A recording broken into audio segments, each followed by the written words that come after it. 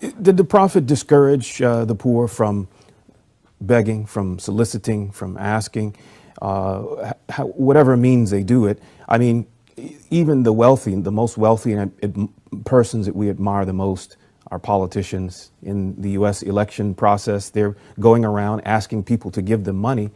And many of them, like the current U.S. president, is a wealthy man. But he's going around asking for money. It's a very different kind of money that the needy are asking for. Did the Prophet, peace be upon him, discourage the needy from asking for money, for begging? The Prophet ﷺ prohibited a Muslim from humiliating himself and ask others. Companions say that we gave the pledge of allegiance to the Prophet ﷺ to obey him and not to ask anyone for anything. The companions say that a man would be riding on his camel or his ride and his whip falls from his hand. He would not ask the pedestrians to hand him that whip. He would dismount, take it himself, and get back on his ride.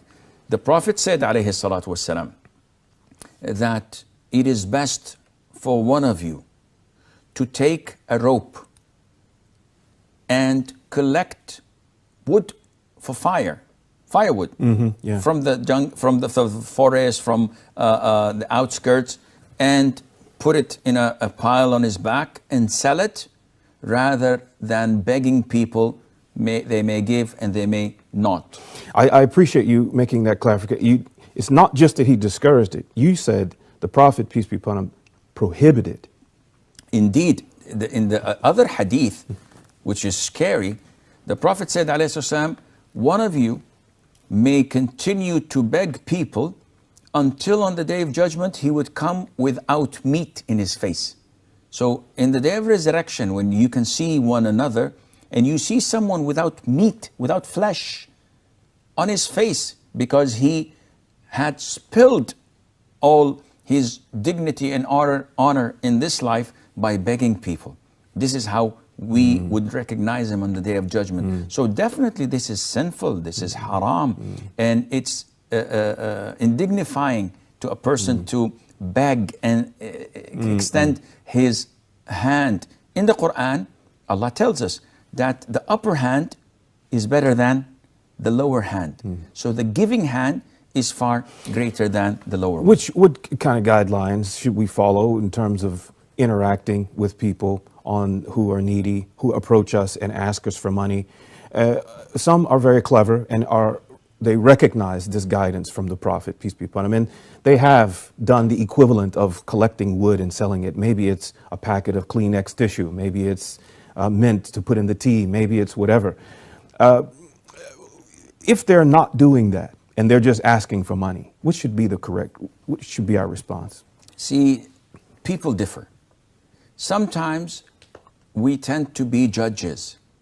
We tend to be Sherlock Holmes or Columbo or whatever, investigating. You want money? Why? How much do you own? Show me your bank account. Where do you live? And this scrutiny may spoil your charity. And others may give without even thinking. Now, those who give will be rewarded, no doubt in that, even if the recipient is not needy.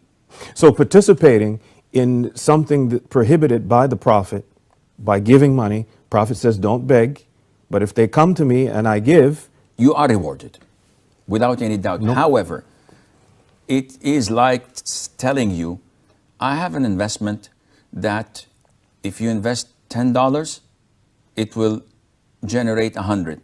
And I have another investment, if you invest $10, it will generate $1 million. Which one will you choose? Higher. The million. Right. And this is exactly when it comes to people begging from you. You said, I'm going to give because I'm going to be rewarded. So here is 50 pounds.